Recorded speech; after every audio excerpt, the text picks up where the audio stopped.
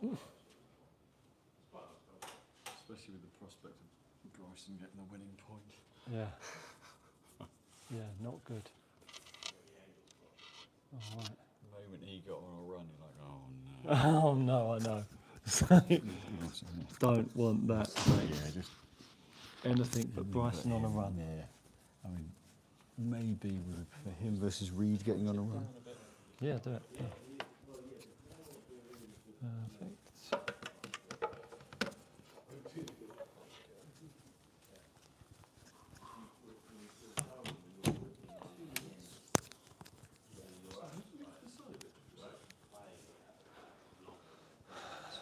Welcome along, everyone. We are going live in a little while. Thanks for tuning in. It's the pre-show show. It's the pre-show show. It's the Gary Neville Overlap podcast pre-show show.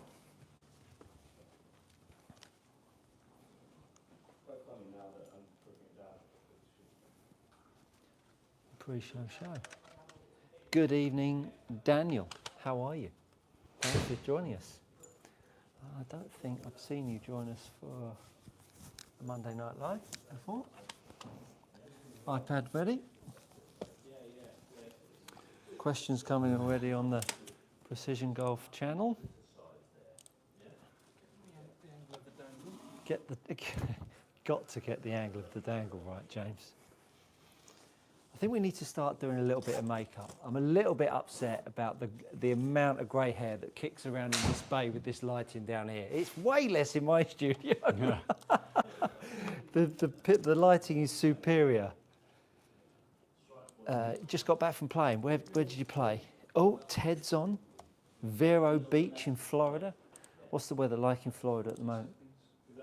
What are we going with? What do you reckon? Well, I reckon right now I'm going 24 degrees. 24. I reckon I'm going to go with a bit hotter. I'm going to go with 26. Yeah. What do you reckon, James? Mind you, there's storms coming through, I think, aren't there? I think I heard someone say. I thought you had makeup in preparation for Halloween. Yeah. Yeah, thanks, thanks, Daniel. So we'll open the show up on the Precision Golf.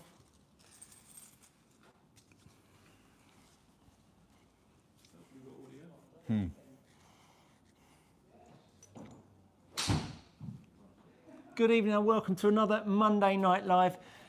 James, Simon and I coming to you live from the studio here at Precision Golf in the UK. We're streaming on Good Golf Coaching and Precision Golf, and we are fresh off the back of a victory at the Ryder Cup. I don't think I've ever been so into a Ryder Cup as I have been on this one. It was the weird bit. It was we called the score, gone a different ways round. The score we all got, but it looked. I mean, that is the strangest yet most kind of. You just couldn't take your eyes off it. Ryder Cup I've ever witnessed. Yeah. Just bizarre. My pals, we were having a bit of a text debate at the end of it, and my pals were getting on the US team or on our team for having such a bad Sunday. And my point was that we were never an 8-point or 7-point leading team going into the finals. We were never. Our team is never 7 points better than their team. Yeah.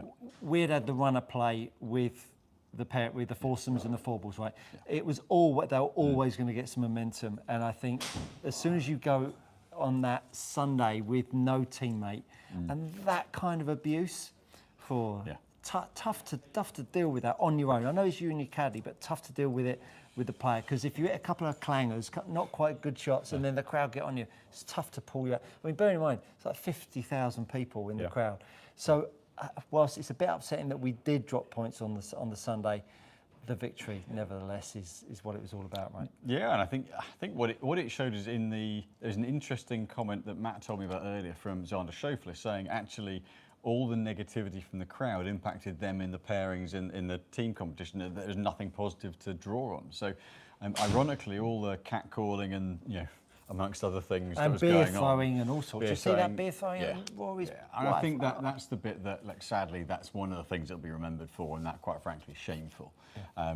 But Europe hold everything every putt that meant something on Friday and Saturday, we hold. That's and incredible. Rahm in particular, Rahm Hatton, and that just dried up on the Sunday. But you also got, we're so far ahead, it's almost too far ahead. There's almost like, and it looked like we started off, we had 5 bits of blue at the top. You think, this is going to be over. Done. I'm going to go to sleep early. But then the US had literally nothing to lose. They can throw everything at it. And the moment, we all know it, the moment the home team gets a little bit of momentum, the noise level goes up, you know it's a US or a European cheer.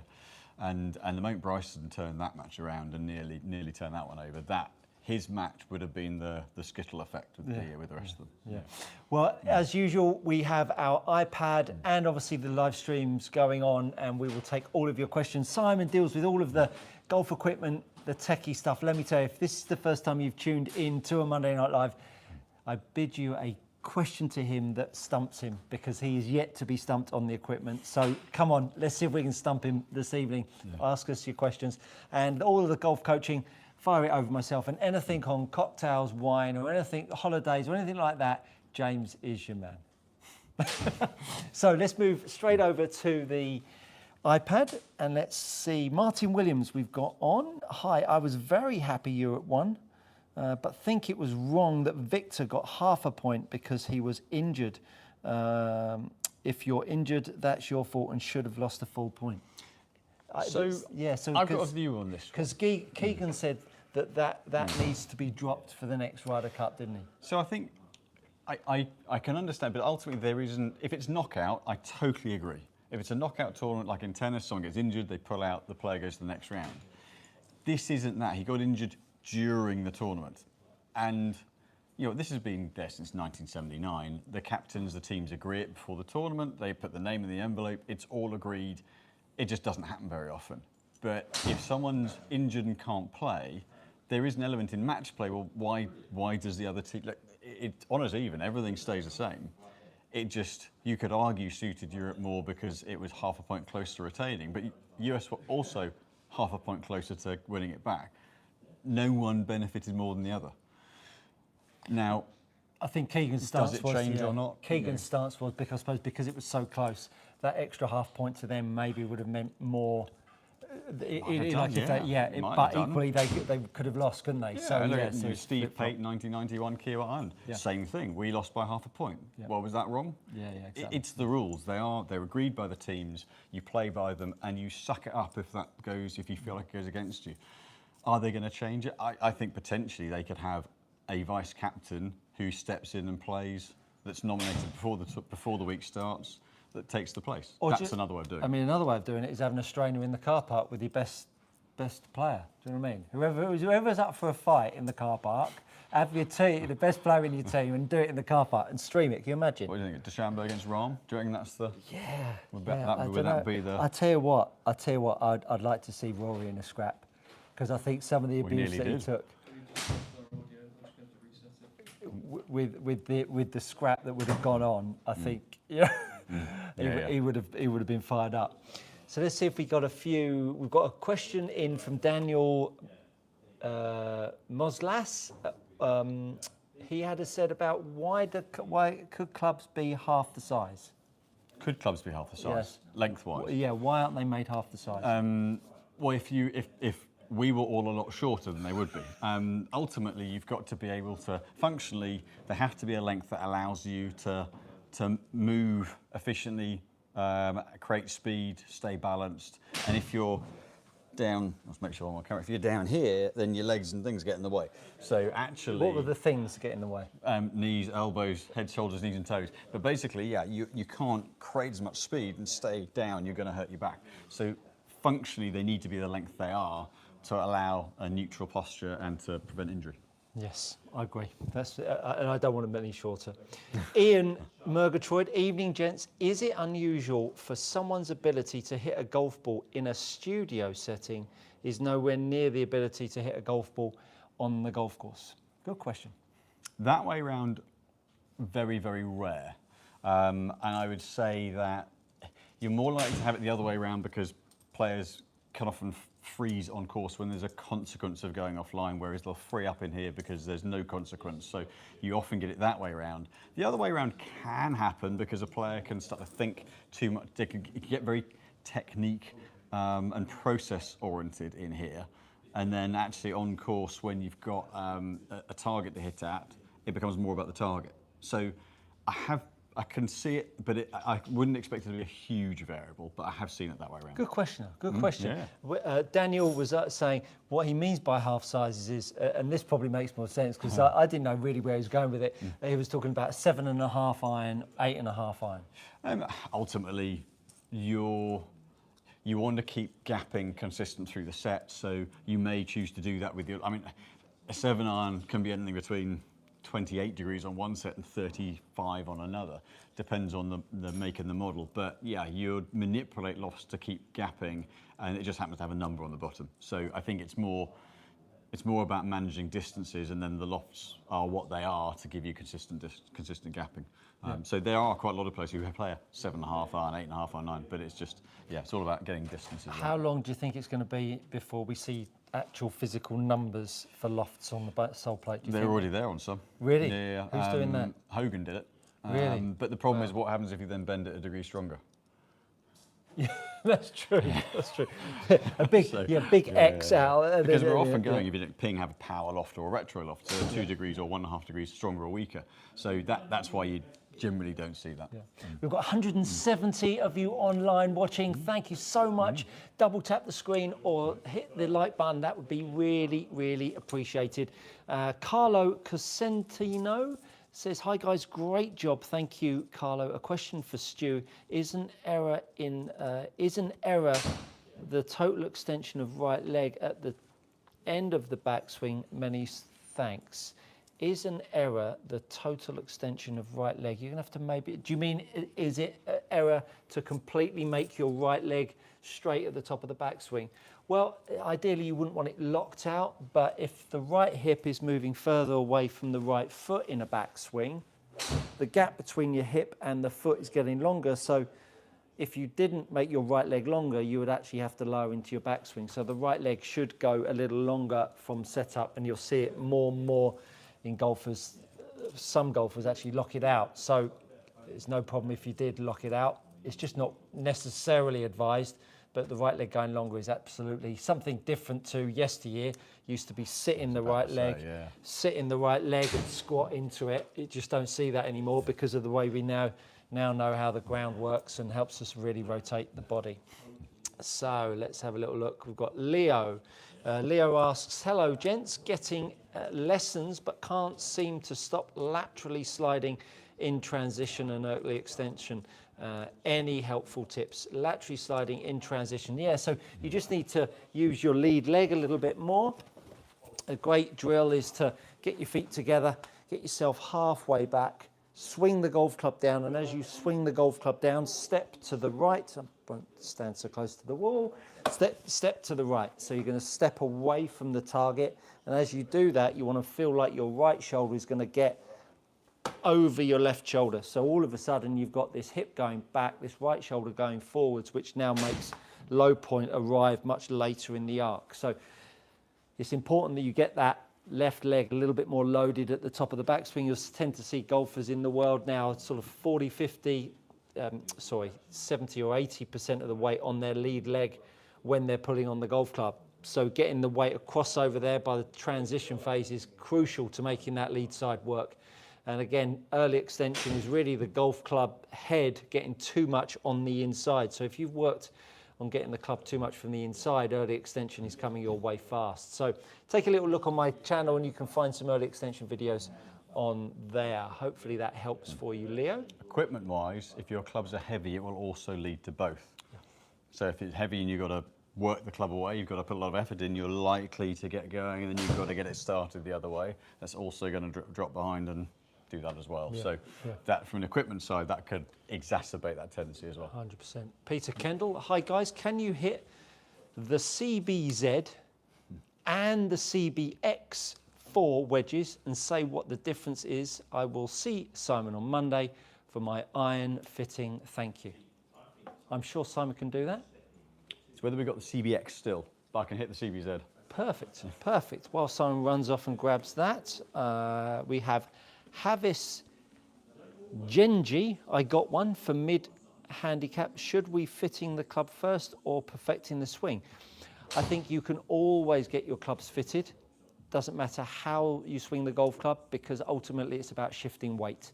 So if you're optimizing the weight of the golf club, whether you're swinging, I believe that anyone, doesn't matter where you are with your golf swing, having a fitting is essential, because effectively it's like picking up the wrong weight kettlebell and swinging it around in the gym. You wouldn't do that, you'd pick up the right one for you. So I would definitely advise people to get fitted, irrespective of the work they're doing on their golf swing.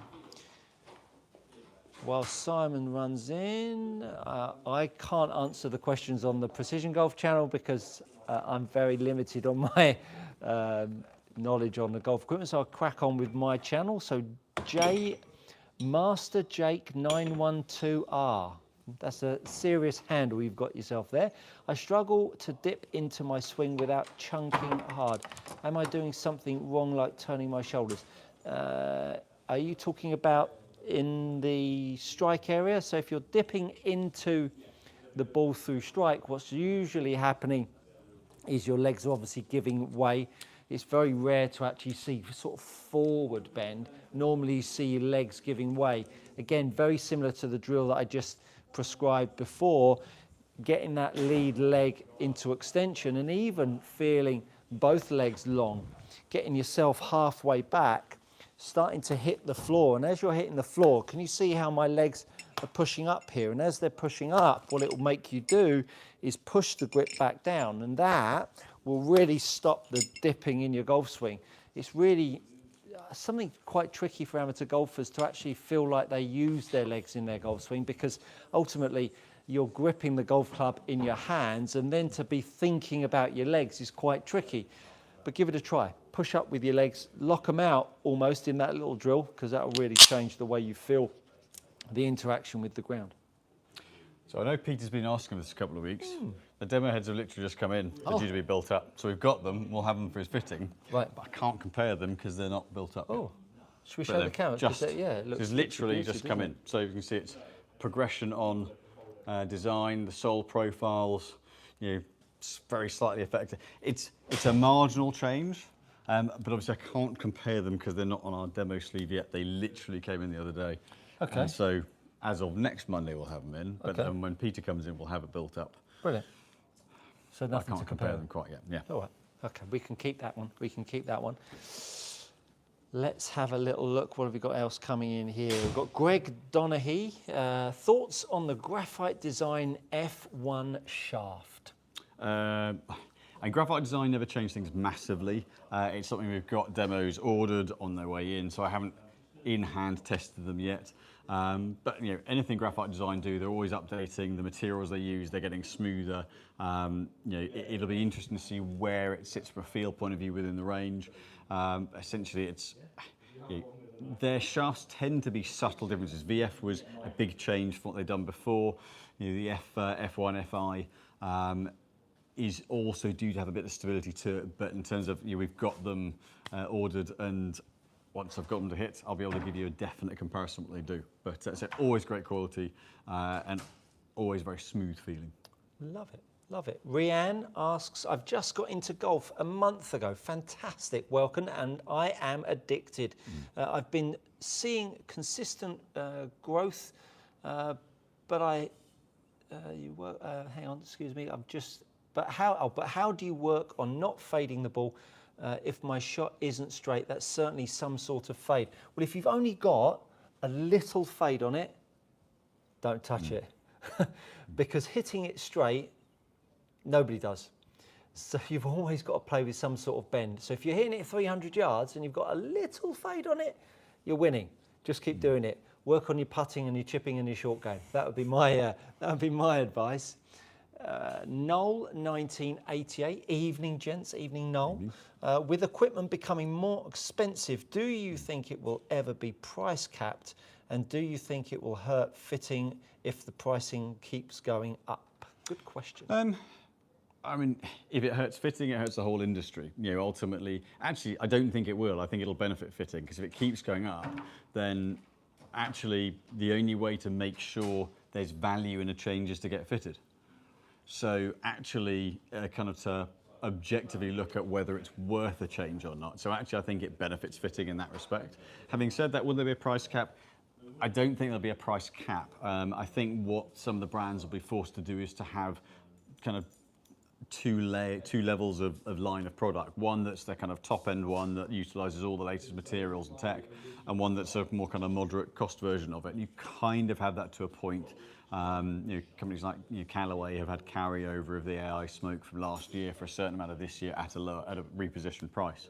But I think you'll see more of a two-tier pricing structure if it gets to that point. But thing is, what we tend to see is a brand like PXG, when they came in and priced themselves right up there, they were really successful. So it doesn't seem to be a barrier to purchase. I do agree, and something I chatted to with the shaft manufacturers in Orlando, the trade show beginning of this year, is actually, yes, it's great having high quality materials, but there are enough $450, $400 shafts out there, and actually, can we see a few more $150 shafts? I think that's something that the brands need to be conscious of, but I don't think we'll see a price cap. Very good. Brian asks, hey, can you go over and talk about your setup and how important the setup is in the golf swing? Setup is crucial. Think about the way this golf club is behaving through strike. When it's swinging, it's like we're having a game of tug of war with the club head. The club is trying to pull itself that way. So therefore, having some weight more in the heels of the feet to offset that pull. And also, if you have got the weight into the heels of the feet, when you start to rotate back, as this left hip swings forwards, it's going to create the energy into the toe of the foot and a little bit more into the heel of the foot. So at address, really feeling like you're a bit more heel bias. Getting the golf club to sit underneath you is crucial, because we're going to need to put force in the handle as the club swings through, because not only is it trying to pull itself in that direction, but it's trying to pull itself down to the ground. So feeling like you can actually lengthen your arms underneath you. Then what you want to feel is like your back's going to slightly extension, which will make you feel a bit straighter with your legs, which will push against the grip.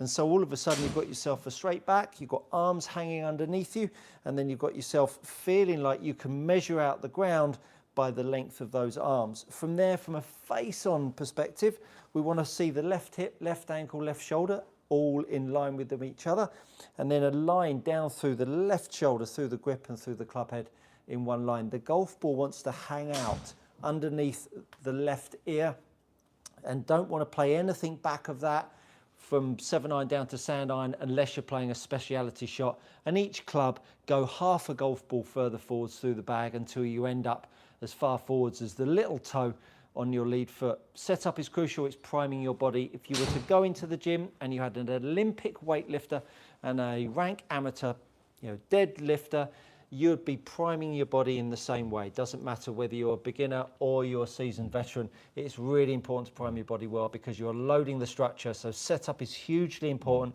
to not only feel the ground, but to also make some movement during the swing and really give yourself the ability to stand upright after you've hit the shot. So many players we see falling over because balance and posture is out. So setup, absolutely crucial. Hope that teed it up for you. Let's go on to Jason, back on the Precision Golf channel. Jason, where did you go? There we are. Played a round of golf with a +4 handicap golfer, lucky you, good player, and asked him about custom fitting. And he said the issue with custom fitting is you're playing every shot off a flat lie, and all golf courses are not.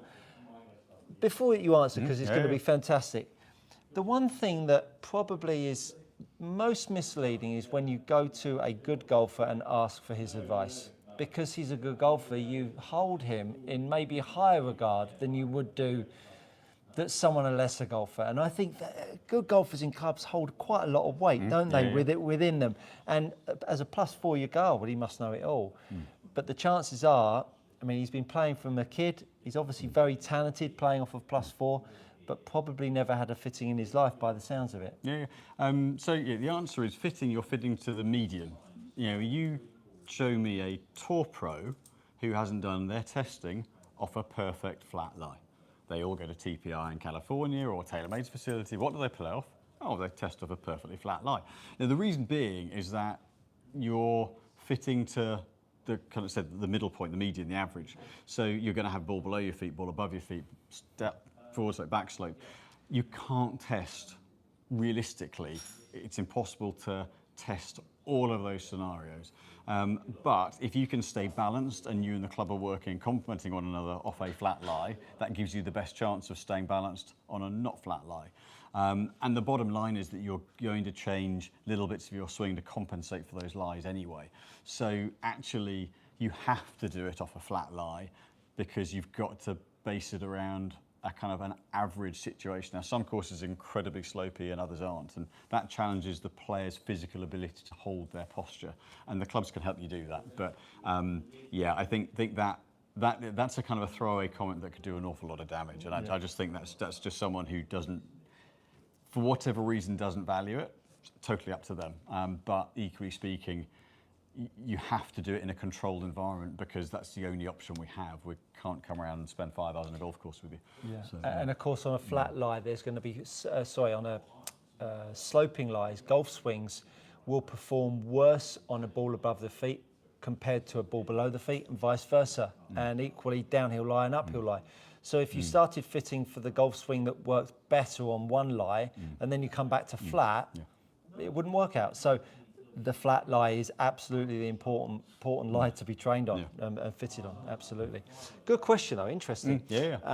Tony said, we lost sound, we're all sorted there, I believe. Sculptura, the USA used the same injured player rule a few Ryder Cups ago. It's just sour grapes from Bradley. Maybe he should look at himself more for his rubbish pairings. I think it's a very good point that everything needs re-looking at every now and then. And actually, is this the best solution? It's the only solution based on the fact that everything was agreed before playing. Yeah, exactly. And you have to play by an agreed set of rules, and both teams signed up to it. And I'm sure he didn't sit in the locker room at the start of the week and say, I know what could slip us up here is if someone gets injured. Do you know what I mean?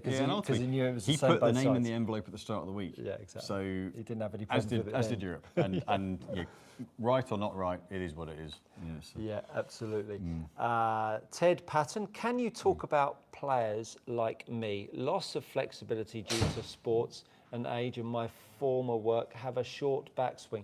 Look, I think we're all dealing with an aging body, right? We're getting slower. We're getting a bit more foggy upstairs, losing hair, grey hair, who knows what. But ultimately, you've got to play within your parameters. The crucial thing is knowing what your physical limitations are. Once you know your physical limitations, then you'll know if it's a technical fault in your swing or it's a physical fault in your swing. Shortness in backswing can come from anxiety, can come from an open club face, because the longer you make a backswing, for golfers, the club can work more inside, but equally a longer backswing can give you more time to square it up. So unfortunately, there's no hard and fast rule why you might be making a backswing, but a short backswing. But what you might want to do, check out someone that does a TPI screening. Kate here does screening. Get screened by a TPI professional, and they'll be able to run you through your paces of knowing what is within range or sits inside it. And then that way, when you go and try and work on your game, you know you're not actually trying to do something your body can't handle. And I think that would be the best way to go with it. I hope that helps you. Doug is on. Evening, chaps. Evening, Doug. For Stu, any tips for maintaining swing tempo and all the good moves when you begin to tire at the end of the round? I think if you're working with a metronome on the range, I think that's a great one to go with. And I think if you're working enough with the metronome, when you then start to get a little bit tired, that beep, beep, beep that's going on in your head might actually ring true, and actually getting into that tempo and that beats per minute will be a good way to go. So that's a nice, easy way. Or the old one was like Severiano Ballesteros, not James Hunt. So, that's another way. I mean, any way that you can feel a bit of rhythm to your golf swing, sing a tune, whatever it might be. Yeah, just don't try and force it. Club up a little and swing. Make sure it goes back to balanced and timing it. And if you force it, it'll go wrong. Just allow for a bit of fatigue. 100%. We've got Steve Johnson. No, we haven't. We've got Ali Nerd at Ian. That happens at Ian. That happens me every time I'm in a sin for a fitting or a lesson very annoying? Not sure. Oh, in a sim. That might be at Ian Murgatroyd. I think it's a question about swinging better out. So it might be if you're in a fitting or a lesson, that's probably, it can be someone trying too hard. Yep. That's something we definitely see. Yep. I'm sure you see it. Someone wants to come in and swing it perfectly, hit it perfectly, and actually there's a bit of, it's probably not white coat syndrome, but it's sort of situation syndrome where you're trying to actually lose flow. That I definitely see for sure. Yeah, I think if you're going for a fitting, always make sure that before you come in, hit some balls, whether it be indoors or outdoors. Get yourself warmed up. I don't know if you see it, but people coming in stone cold. Don't hit many, but coming in stone cold can sometimes, from a lesson perspective, can be difficult because you're trying to warm up. Invariably, you don't go through the same warm-up routine that you would do by hitting a few wedges away and then a few 9-irons. They go straight into a 7-iron, and I always say, look, hit some 9-irons to start with, or hit some wedges. But get yourself warmed up. How does that work? I would say don't hit balls before a fit because we give you time to warm up at the beginning. So we build that. That's part of the, as we go through your current club specs and talk about your game, that's part of a warm-up process. So you probably see it slightly differently because someone's coming in then, start the lesson. So 100% in that environment. But for us, you've got 2 hours worth, an hour and a half's worth. Don't use your swings up before you come in. But absolutely having that time to get moving and get warmed up, 100% is important. Gary Satterfield is on. Hi guys, congrats to the Europeans. Thank you, Gary. Please don't think all American golf fans are vulgar, mouthed a-holes. Look, you see it at the Masters, you see it at the US Open. We know it's a small minority. It's the same that we get idiots over here as well. You get them everywhere. It's just unfortunate what went on, but no, we think well of the Americans. You're fine. Absolutely. We love you, Gary. We love you. Slytown, how do you feel about inside takeaways a la George Knudsen? Is it completely being taught away or on another plane or above plane takeaway? Look, takeaways are a lot of the time reactionary to the ball flight that they're seeing in the sky. If the ball's bending right, invariably you'll see a bit of an outside takeaway. If the ball's bending left, invariably you'll see a bit of an inside takeaway. Again, depends on who you've been taught by, the sensations that you're having through strike. I've got no issue with takeaways not being the top of the pile of the thing that I would change with golfers, but very different styles of coaching, isn't there, around the world. So whoever's coaching you, let them take or give you their take on the takeaway. A lot of takeaways going on in there. What's your favourite takeaway? I don't mind a Chinese, I've got to tell you. So look, takeaways invariably, the old PJ manual was toe up, club shaft in line with the grip. That's still taught. I mean, you see Justin Thomas, don't you, doing his takeaway. Dad's a PGA pro. So look, takeaways are part of it, but they're not the be-all and end-all, I would say to that.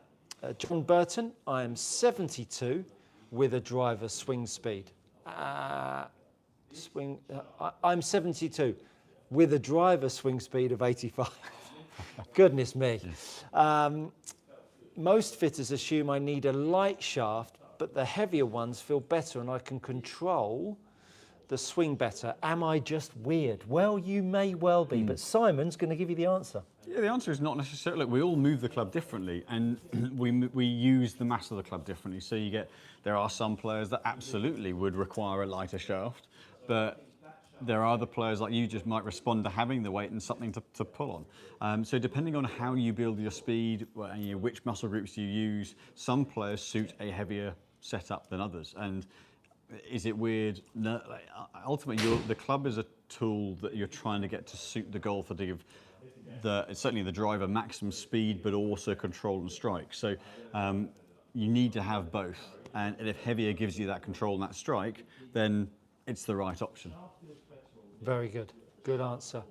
You kind of just went over this, but how do you change your setup when you move up from 9-iron to 4-iron? My swing works well with my 8-iron, but long iron make me feel like I'm standing taller, which sucks.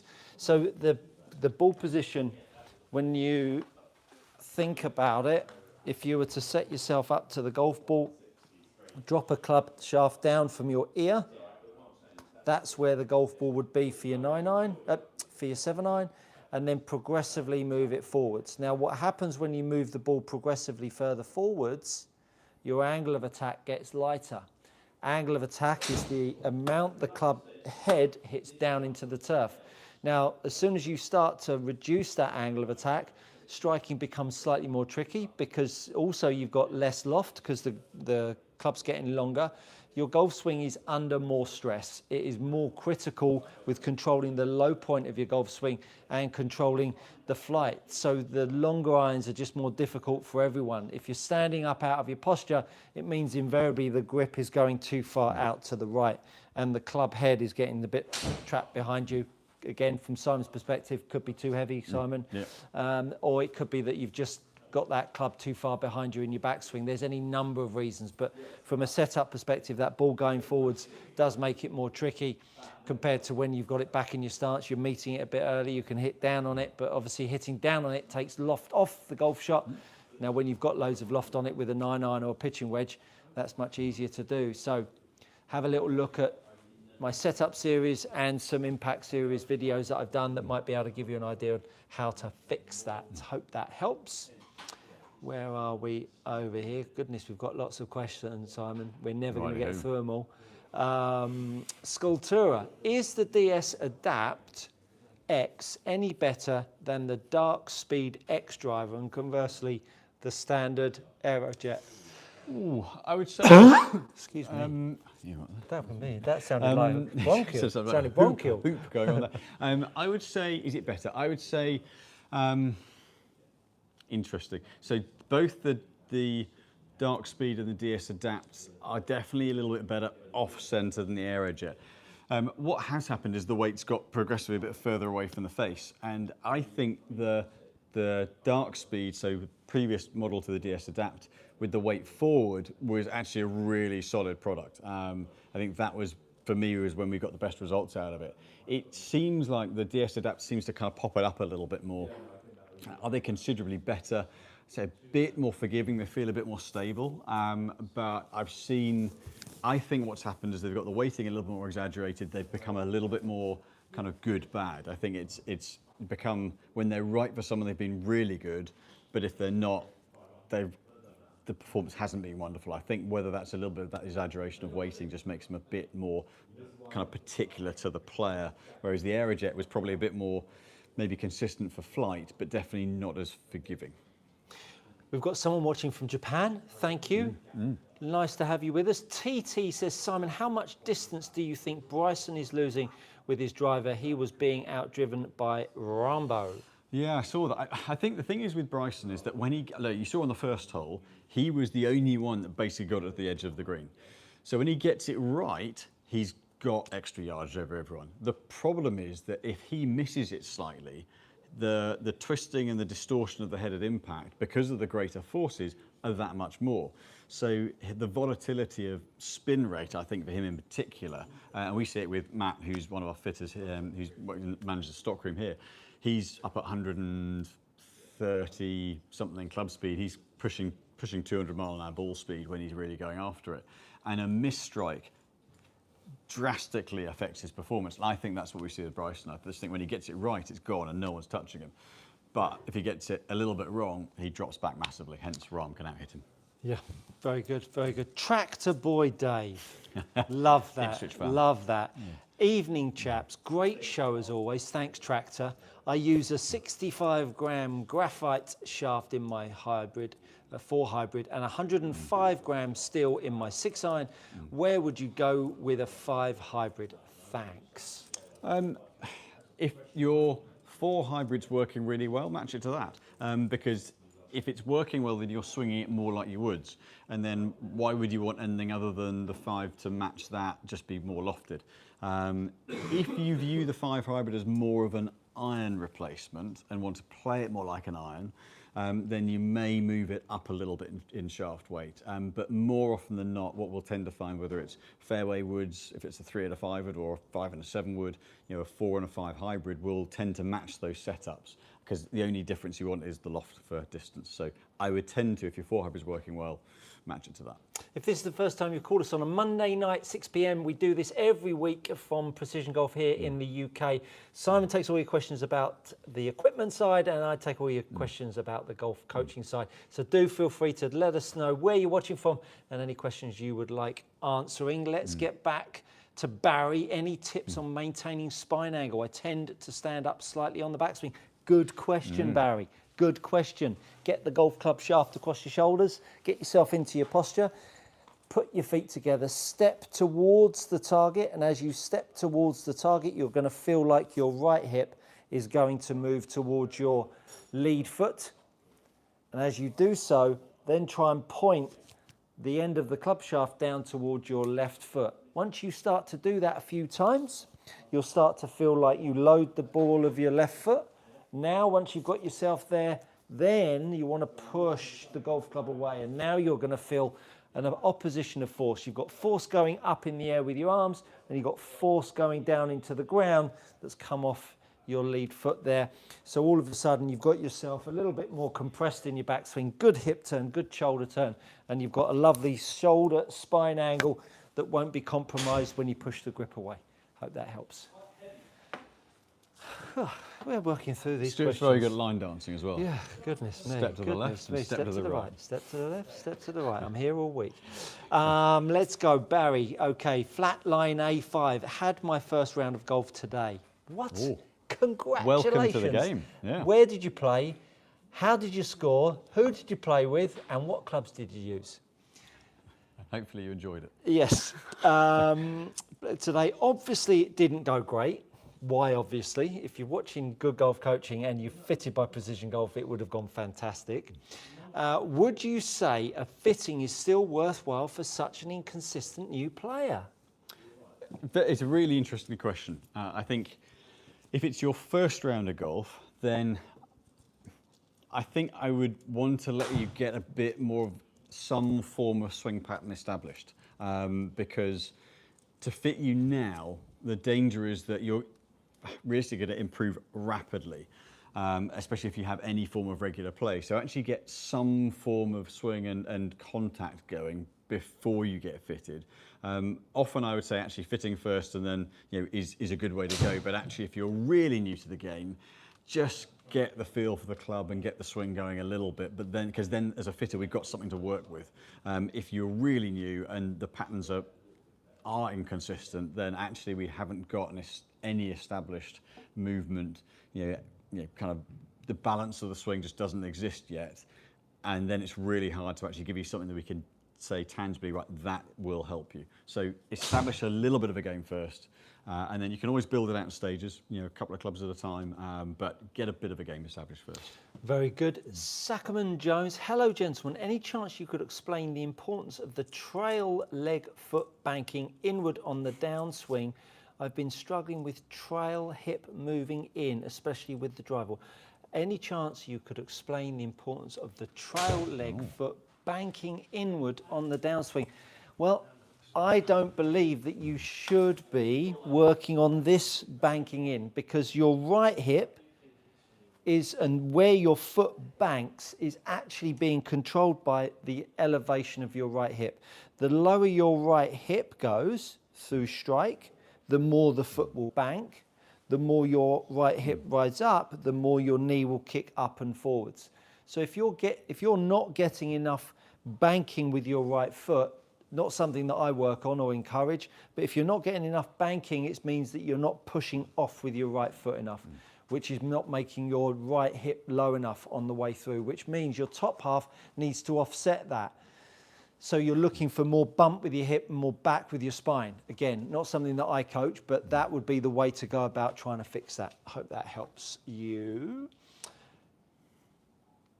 Jason, when it concerns a fitting session, what are your thoughts on the appropriate amount of time for the fitting?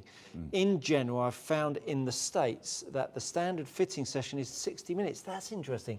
That's much shorter than I thought it would be. It depends how much of the bag that's looking at. Even if it's So we have like 450 shafts on the wall, and you're not hitting constantly. I think what you've got to do as a fitter, I need to start to learn why your action or how your action works, and then why you see the results you see. And actually, in order to test enough things to dial in on exactly what the right setup is. Now, bear in mind, we have an awful lot of options that we can dial into and build. Everything's built on site.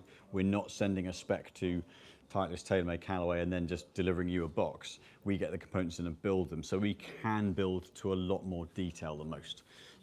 So as a result of that, we can spend a bit more time dialing those specs in. So you've got to work out what too heavy, too light, too long, too short, the right swing weight, the right shaft profile, the right weight and balance of it. It does take time to do it properly, but we go to those lengths because we can build to them. If you're going to another shop, big box golf store where you've got 5 brands, and then each model you go down to, it's restricting your options. Well, it can be a lot quicker, but you're also not getting the same level of detail. So it depends as to what level of fit you want to go to, as to how long the sessions last. We would do an iron fitting 2 hours, wood fitting 2 hours, full bag. It's a long session, but 3.5 hours. But you're not hitting constantly. But it does take time to get a really good quality fitting. Asaya, hello Stuart. Going to the range after work to practice those changes when practicing, should I just use a 7-iron, use a driver as well, or go through all of the clubs? I never know how to practice efficiently. When you're practicing making changes, stick with more lofted clubs, 9-iron to 7-iron. Make sure you're doing drills, lots of repetition, and then hitting some shots. After you've done 5 drills to 1 shot, that would be about the ratio I would go with right at the very start, after giving you that skills lesson earlier. And then as you get better and more competent at it, reduce the amount of drill swings, up the amount of reps, monitor the progress, make sure you're not regressing back to the way you are, and then as you get more competent, then go through the bag into deeper clubs. Hope that helps you. Free Willy, greetings from Hamburg. Yeah. Hello, Free Willy. See you 2027 in Adair Manor. Yeah, absolutely. Do you prefer a heavy shaft? I think we all prefer something slightly heavy instead of a light one for a better swing feel. All the best, and thank you for your great videos. Thank you very much. Ultimately, the weight of the shaft and what swings best and times best and feels best is going to be different player to player. For some players, a heavier swinging club suits. For others, a counterbalance to lighter swinging club suits. You look at tour, you've got players. Well, we have had players in graphite. Patrick Cantlay's a 115 gram shaft, and you've got guys at 135 gram shafts. It really is so player specific. But being able to test and diagnose why something works best, that's the key to getting consistency. Very good. Just in time, that's a great handle. Yeah. Just in time, our Ping G730 is good for a new golfer. So very forgiving, lots of tech in them. Bless you. Thank you. Forgiving head, fast ball speeds. They're pretty strong loft, so they do come out. They launch fairly well, but they come out fairly low spin. But for a new golfer, very forgiving head. Fabulous stuff. Presto says, I hit 200 yards. Is that for 11 years? Is that good for an 11-year-old? That is fantastic. Keep doing it, Presto. And when you make sure you get yourself on tour, make sure you come down to Precision Golf to get your clubs fitted. We'll maybe do that before you get on tour, because you'll have even more chance to get on tour then. That's good go. Say again. Probably find he's 5'8" already then. Yeah, that's true. No, 1988. That takeaway question made me fat just listening. Really? Anyway, get yourself on a diet. Can you explain a average golfer would generally have a standard length shaft, but I'm 6'4" and doesn't have a 6-inch longer shaft? I always feel I'm totally unbalanced with a 1-inch longer shaft. So obviously it's a good question. It's a very good question. Yeah, I mean 6'4", you're not going to be a standard setup. Standard vertical is gauged at something like 5'10". Ballpark in terms of height wise. So centimetre wise, you're going to be about 178. So at 6'4", it doesn't go up in the same manner as your height goes up and down in inches, because we're pitched. It might depend on how long your legs are, how long your arms are. That proportion will change how much longer than standard you go. The other problem you have is that head weights. There are very, very few options for building longer than standard that don't end up an absolute sledgehammer balance-wise. So if you put an inch of length on, you add about 6 swing weight points. It's the equivalent of 12 grams in the head. The longer lever, obviously the head's not got heavier, but on a longer lever, it creates more momentum, it swings heavier. So that's probably the biggest issue for you. So getting, Ping do them, you can get lighter heads from Ping, they're probably the key ones. They're all tight, let's actually do some lighter heads now. But yeah, getting the build correct for your proportionate correct length, and an inch, 3/4 inch longer probably sounds about right. But let's say, depending how you stand to it, that might vary slightly, but yeah, head weight will be really critical for you to get right.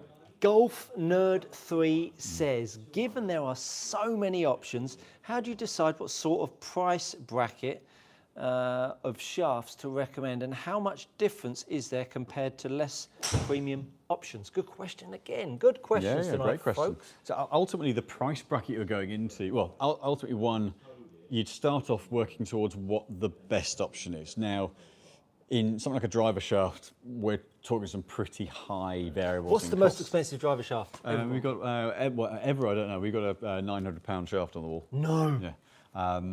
So there was a Matrix did a $1,000 shaft years back. But you could go to some really exotic materials and create an incredibly expensive shaft. But if it doesn't swing right, it's not a good shaft for you.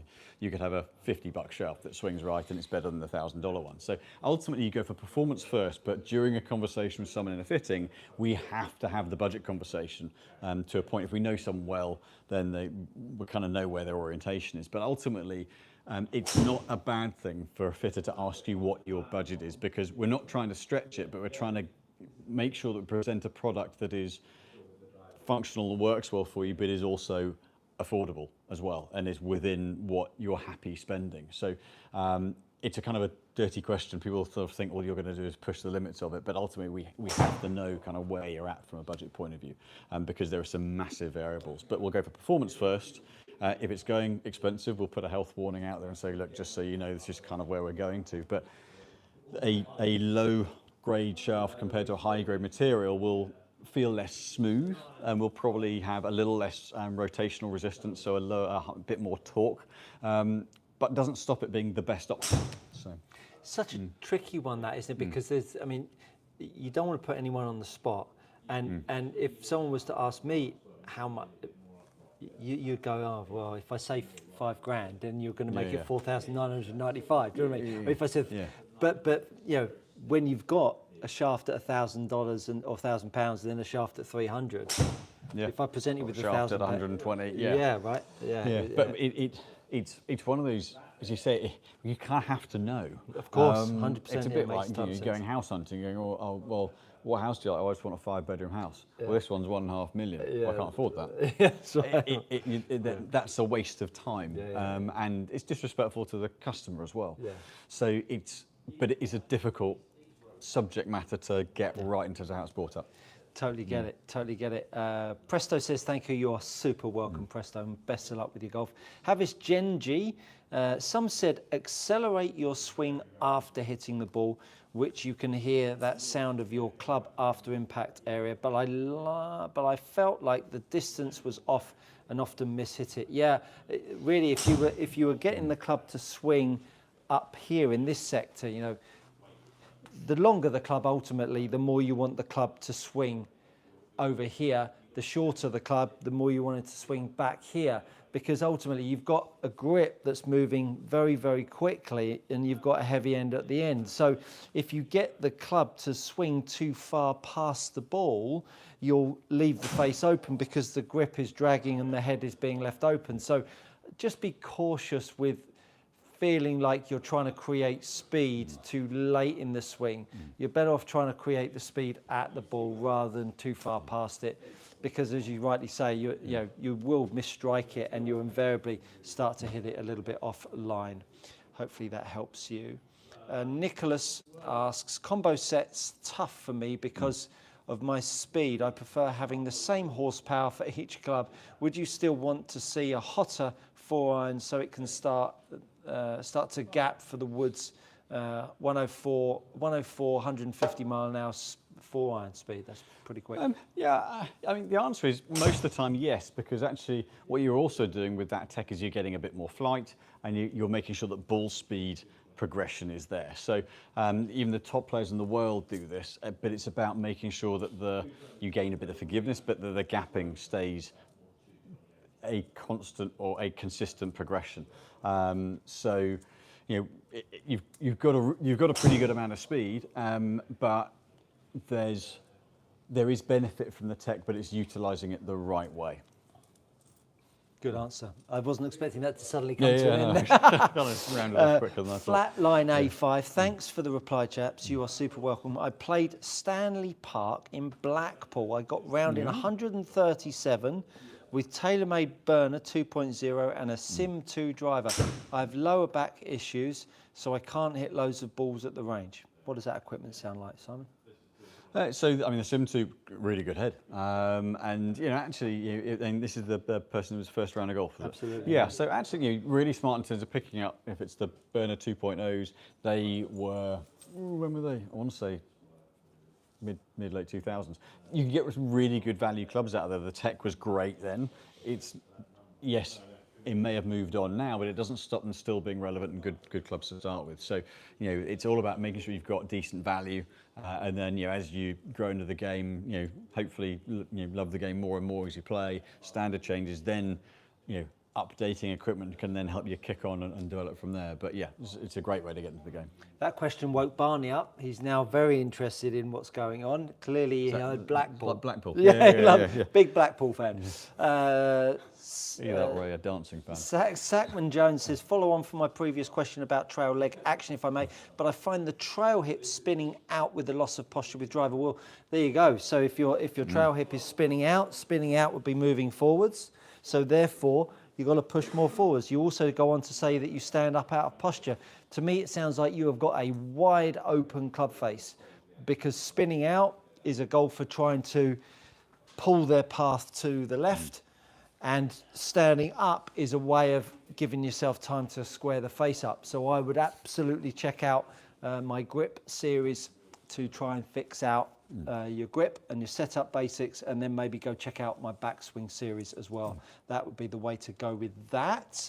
Golf Nerd, I think the rain on Thursday was big for the Europeans. I think Team USA would be more comfortable with faster, firmer greens.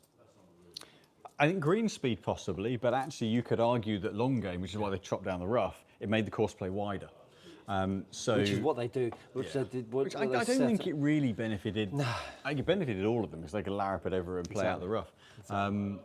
If it was purely because of how far Bryson hits it, might go offline, then it's strange to set it up for one man. But I think ultimately now, you could argue if the Europeans are straighter hitters, they're playing from the fairway, therefore firmer, faster greens benefits the control from the fairway. I don't know. I think they're all such global players now. But quicker greens, maybe Europeans more comfortable on slower greens. Quite possibly. I'd buy that one, definitely. Yeah, but when you think about the European team, how many of them are playing on the PGA Tour? Yeah. So they're all acclimatised to exactly the same conditions. It's not the same as it was 15, 20 years ago, when a bunch of the Europeans were playing European Tour mainly and never playing on the PGA Tour. I think that course setup idea is just make it, you know, sort of mid-rough, mid-width of fairways, good green speeds. Let the best players play, right? I mean, whoever plays the best is going to win. You know, so I just don't really necessarily buy into this cutting it all down and being, you know, that's what they did, so everyone could hoon it everywhere, right? And it didn't work out for them. It was a bad idea. The one time it really worked for Europe was Paris, where they narrowed the fairways and they moved the spectators further away from the fairways so they didn't get trampled down. But don't you think that was partly because a lot of the Americans had never played Paris National? Quite possibly, quite possibly. And Paris National compared to Bethpage Black, Bethpage Black is seen as tough because it was long, and super narrow. Well, they took all of Bethpage Black away. So they kind of took away all of the knowledge of what the PGA Tour players know. Than the totally Europeans. different than the PGA Championship. Yeah, absolutely. I think it's a bit of a shame. I think they're on. You want Ryder Cup to be on the best courses, and ultimately, sort of like a major. I think a major championship setup. Agreed. I kind of think you pick a course that okay, it's a bit different because the commercial aspects now. I get that from a course setup point of view, or the courses they go to, but stick them on the best courses, get a major championship set up. You know, as you say, best players come to the top, and let's see them fight out almost without the course being the issue, I think. Yeah, 100%, 100%.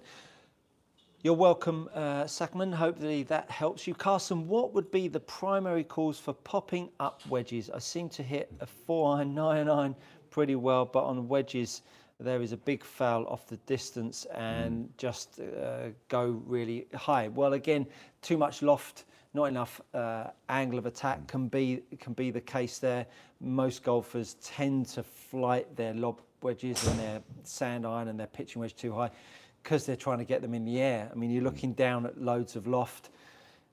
Really try to reduce the loft. Try and turn it into a 7-iron, and you'll get that more flighted feel where you get that grip a little bit more forwards. But invariably, when you have lots of loft in your hand, golfers then add more loft to try and get it up. So that's where the failing usually comes from.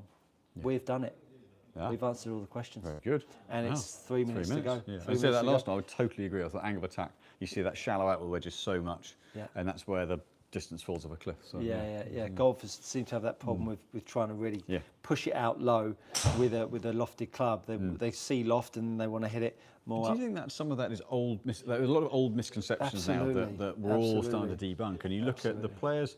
So the way to get spin isn't open it up and cut across it because you're not even using the grooves. But actually, it's square and hit down on it, and then you get your spin. Absolutely. Yeah, I think we're really in a phase where people are slowly catching up with the technology and learning. I mean, it's lagging behind, right? I mean, we've known this stuff for a long time, but ultimately it still comes down to the coaches to put the stuff out there and educate people. And I think it's fun learning because you know when you suddenly realise, oh, I can hit down on a wedge at like 5-6 degrees. Make it go low. Don't make it go up in the air.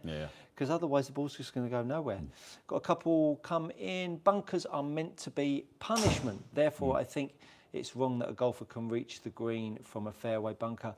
I'm not so sure about that. It's precision on striking. I mean, you think about what you're probably referring to was the 18th at Bethpage Black, where a few of them kept on whipping it out the trap, didn't they? But it's only 100 yards. Wedge. It's only 100 yards. If that was, take the first hole at Augusta, round the corner on, they're hitting 9-irons and 8-irons out of there. You don't see them hitting it on the green all of the time there because the lip is really high. So it just goes back to the difficulty of the bunker as well. Matt Brooks is coming. Grip size.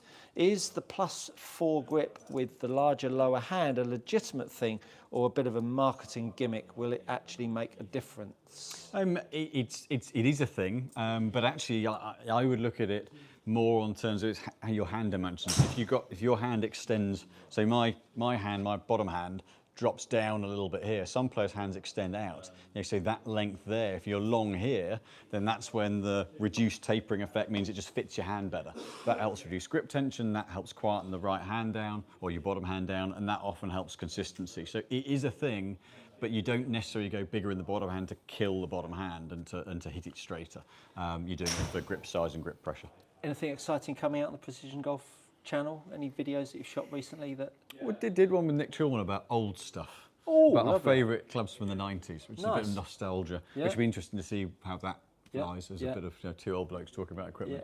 And going to be doing some roundups on recent releases in the coming weeks. So on what they're actually doing in the bay and how they're working. Stay tuned for that. If you're not a subscriber of Precision Golf, go ahead over there and check out all of their fantastic content. And if you're not a subscriber of Good Golf Coaching, why aren't you? Go check out my channel too. But that just about rounds it up this evening. Thank you so much for all of your questions. That is probably the biggest viewing that we had. I think we were tapping into the 200 and somethings at one point there. Thank you all so much for being with us. I'm not going to be here next week. I am in France next week playing a bit of golf in the sunshine. In the south of France? South of France at Terre Blanche. Oh, nice. I'm not meant to be lovely. I'm not being there. Looking forward to that. So you'll be with someone else probably next week? I'll work it out. Yeah, yes. We'll work it out on the fly. I hope so. But thank you all so much for being with us this week. And you have a great week. Hope you enjoyed the Ryder Cup and enjoyed our show this evening. Stay tuned for more great content from both of our channels. And you have a great week. See you soon. Bye for now. And that rounds up the show. And that rounds up the show. Thank you so much for all of your questions. Simon is, as you can see, is a bit of a master. And while you're all on, let's just give you a little bit of a behind-the-scenes look at what goes on here on the old Precision Golf channel here. Here's James. Hello, Mum. How does the stream work, James? Literally no idea. It's complex, is it not? Yeah, we'll see all the questions come in here, and I can just select them, and they pop up on the screen. It's got a little stream deck. Stream deck. Got all of that. That's the panic button there. Stop AV. Cut. Pull up. Pull up. Yeah, and I can basically on the left-hand screen have a preview of what I want to see from a different angle, and then just move it across if I think that's the better. There we go. There he is. There you go. Just to prove it is live. Fantastic.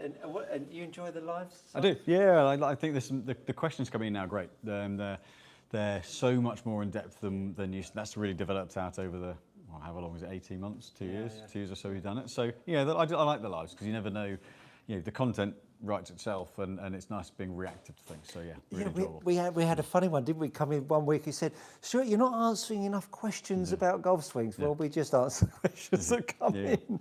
You've had a few panicky moments along the way with the old audio and other bits and bobs. Yeah, you never know when it's going to... There's a bug in there somewhere. Need to get our IT guy to sort out where it is, but I've got a backup set of mics, which I just suddenly remembered I had when we lost Simon's mic. We lost all the audio, then the audio came back on, lost Simon's mic, switched to a backup mic. It's all about having backups. Backup, baby, awesome. Well, thank you all so much for tuning in. There's the hound. Hang on, there he is. He's the one in charge, really. He's the one in charge, really.